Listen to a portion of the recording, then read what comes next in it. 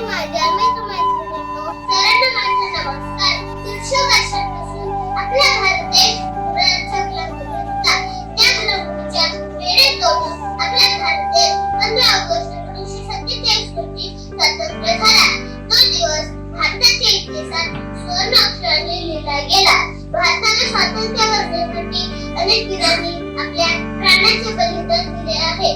त्यामुळे आज आपण आपल्या मुक्त भारतात अभिमानाने जगत आहोत. महात्मा गांधी, पंडित नेहरू, भगतसिंग, सुभाषचंद्र बोस यांसारख्या सर्व स्वातंत्र्यवीरांसाठी आपण सदैव ऋणी राहिले पाहिजे.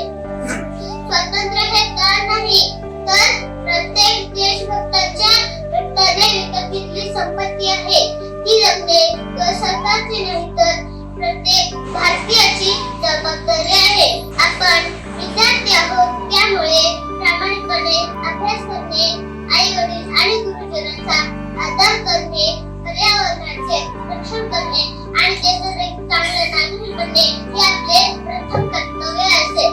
आजच्या पावनदिनी मला असे म्हणावेसे वाटते, जयोस्तुते श्री महान मंगले शिवास्पदे शुभदे स्वतंत्र देव भगवती महान यशोदा वंदे